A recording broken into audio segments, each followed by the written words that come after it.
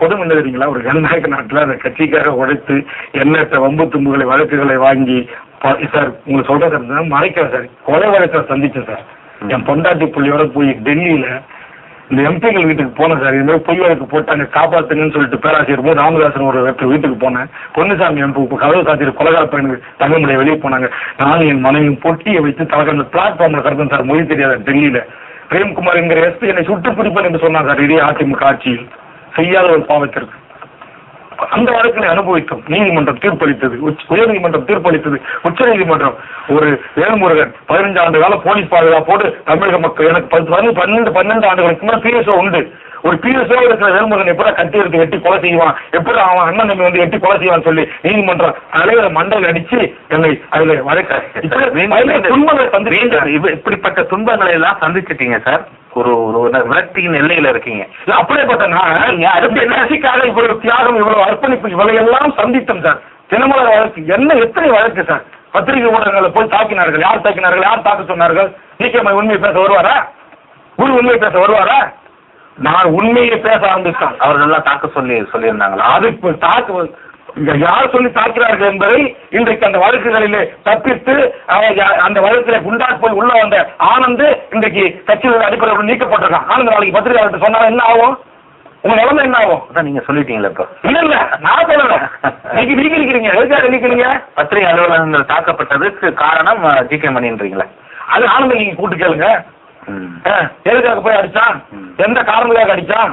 எதுக்காக ஆனந்த கட்சி விட்டு நீங்க நீக்கிறீங்க? நீங்க என்ன விஷயத்துக்கு வரலையே. என்ன பண்ண போறார் வேல்முருகன்? தமிழகம் முழுவதும் உள்ள பாமக தொண்டர்கள் வந்து அவளோட எதிர்பார்த்துக்கிட்டு இருக்காங்க. அவளோட சொல்றதை விட ஒரு பரபரப்போட எதிர்பார்த்துக்கிட்டு இருக்காங்க. வேல்முருகனின் அடுத்த கட்ட நடவடிக்கை என்ன? அதுக்கான நேரடி பதில சொல்லுங்க சார். நான் ரொம்ப தெளிவா இருக்கிறேன் சார். இந்த நீக்கம் செல்லாது. இந்த நீக்கத்தை நான் ஏற்றுக்கொள்ள மாட்டேன். நான் பாட்டாளி மக்கள் கட்சி தான். நான் இப்ப இந்த ஊடகத்தின் வாயிலாக சொல்லுகின்ற இந்த கருத்தையில் உண்மை இருக்கும். வேல்முருகன் இங்க சொல்லுகின்றதை நடிப்பல்ல. இன்றைக்கு அழுதம் பாருங்கள். இந்த மாதிரி 100 மடங்கு நான் அழுது எனக்கு ஒரு காக்கா இழுப்பு என்று சொல்வார்களே, அதுபோல் ஐயா மடியிலேயே அந்த இழுப்பு வந்து பக்கத்தில் உட்கார்ந்து இருந்த எஸ்ஐசியுடைய தலைவராக இருந்த கிருஷ்ணமூர்த்தி அவர்களும் அசோக் லேனுடைய மார்க்கெட்டிங், இந்தியாவினுடைய மிகப்பெரிய நிறுவனத்தினுடைய மார்க்கெட்டிங்குடைய அட்மினிஸ்ட்ரேஷன் மேனேஜராக இருந்த திரு பிச்சாண்டி என்கிற ஒரு நாயக்கரை சார்ந்தவருடைய மடியிலும் நான் மயங்கி வந்தேன். இவர்களும் என்னை தூக்கி கொண்டு போய் வன்னிய சேனாம்பட்டி கட்சியில் வைத்து ஐயாவை பற்றி, ஐயா தன்னுடைய தாயை பற்றி ஒரு வார்த்தை சொல்லிவிட்டார். எனக்கு தாங்க முடியவில்லை. என் ஐயா உயிர் நம்ம கட்சியை வேணாம், இப்படிதான் நீங்க பேசுறீங்க, இப்படிதான் எதுக்கு நம்ம எம்எல்ஏ எதுக்கு நான் நிக்கணும், நீங்க எதுக்கு அரசியல் கட்சி நடத்துற இந்த வார்த்தை ஏன் நீங்க சொன்னீங்க அப்படி என்று மாறெடுத்துக் கொண்டு அழுதே அவர்கள் இதோடு மடியில தூக்கி கொண்டு போய் என்னை ஸ்ரீலங்கா ஹோட்டலுக்கு கொண்டு போய் ஐயா தங்கியிருந்த அறையிலே தண்ணி கொடுத்தார்கள். அங்கு ஐயா வந்து விட்டார். பொதுவை கூட்டம் முடிஞ்ச உடனே 2 கையும் காலும் பிடித்துக் கொண்டு வன்னிய சேனாம்பட்டி கட்சி ஆட்சியை கொண்டு போய் போட்டு அந்த பிச்சாண்டி மடியிலே வைத்து என்னை விசிறி நான் 3 மணி நேரம் மருத்துவ சிகிச்சைக்கு பிறகு நான் திரும்பினேன். சாட்சிகளாக இன்றைக்கும் உயிரோடு இருக்கிறார்கள். உணர்ச்சிகரமாக அழுகின்ற அப்படி என்னை பற்றி, என் ஐயா பத்தி, சின்னையாவை பத்தி யாராவது தவறா சொன்னா, என் கட்சியை பத்தி தவறா சொன்னா நான் உடிச்சு இயற்கை. உங்களோட சுயசரிதமா அந்த நிகழ்ச்சியை மாற்றுறீங்கன்னு நினைக்கிறேன். என்னோட கடிதம் அல்ல. இல்ல நான் நடிக்கிறேன் அலுவலகம் எப்படி நீங்க சொல்லலாம்? எப்படி சொல்லலாம் சார்? இல்ல போலிக்கிறாங்க சினிமா நடிகனா? நான் கல்லூரிக்கு கொண்டு நடுவு இருக்கு என் உணர்வு சார். 27 ஆண்டு காலம் இந்த கட்சிக்கும் இந்த தாரிக்கும் இந்த சமூகத்திற்கும் அந்த குடும்பத்திற்கும் நான் உழைத்த உழைப்பு சார், தியாகம் சார். என் குடும்பம் நடுப்பிற்கு வந்தது. எத்தனை கொலை வழக்குகள், எத்தனை கொலை முயற்சி வழக்குகள், எத்தனை 107கள் சட்டப்பிரிவுகளை தெரிந்த நீதியாளர்களுக்கு தெரியும், வழக்கறிஞர்களுக்கு தெரியும், காவல்துறை நண்பர்களுக்கு தெரியும். யாரால் வந்தது, எதற்காக வந்தது? இவற்றையெல்லாம் சந்தித்த வேல்முருகன் நாடகம் ஆடுகிறான், புழுகிறான். ஒன்றை சொல்லுகிறேன் ஐயா, என் ஐயாவிடத்தில் 199.9% பொய் பேச மாட்டேன்.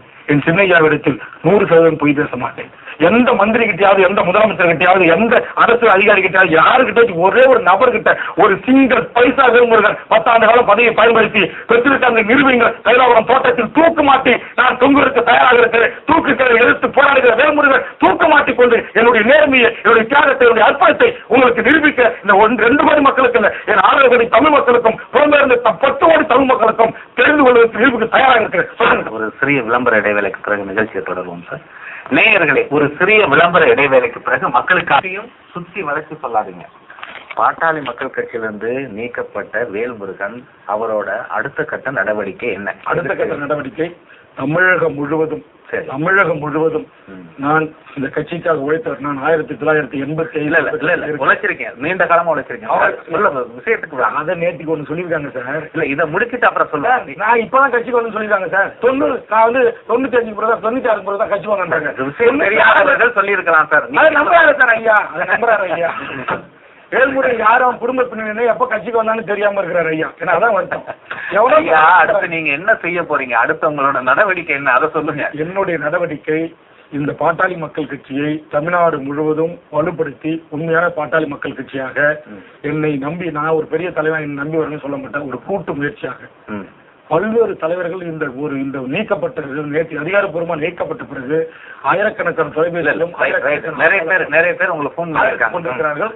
அனைவரையும் சென்று சந்தித்து அவருடைய கருத்தை கேட்டு ஏகோபத்தி ஒரு முடிவை எடுத்து ஒரு நல்லது ஒரு முடிவை இன்னும் ஓரிரு மாதங்களில் அறிவித்து இந்த இயக்கத்தையும் இந்த சமுதாய மக்களையும் இழந்த மாம்பழ சின்னத்தை மீட்பதற்கு நாங்கள் களத்திற்கு வந்து போராடுவேன். இழந்த மாம்பழ சின்னத்தை மீட்பதுன்னா அப்ப பாட்டாளி மக்கள் கட்சியை கைப்பற்றணும்னு நினைக்கிறீங்களா?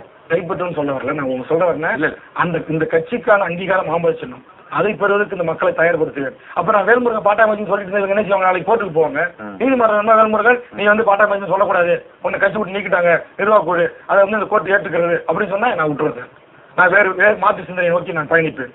அல்லது பொதுக்குழு கூடி நான் சொன்னது போல் இவர்கள் ஓப்பனாக எந்த ஒளிமுறையும் இல்லாமல் அப்படி பொதுக்குழு கூட்டுவதற்கு தயாராவதற்கு முன்புதான் இப்போது மாவட்ட வாரியாக அந்த பிரெயின் செய்யப்படுகிறது அழைக்கப்பட்டு டி.கே. மணியால் கூறுவார். இன்னைக்கு நீங்க ஒரு அழைப்பு விடலாமே பொதுக்குழுவை கூட்டுறதுக்கு. சார் நான் தான் சொல்றேன், அவ்வளவு பெரிய தலைவன் இல்லை நான் ஒரு தொண்டனுக்கு தொண்டன், களத்தில் நிற்பதற்கு களத்தில் நிற்பேன், போராளிக்கு போராளியாக போராளி என்று கூட நான் சொல்ல மாட்டேன்.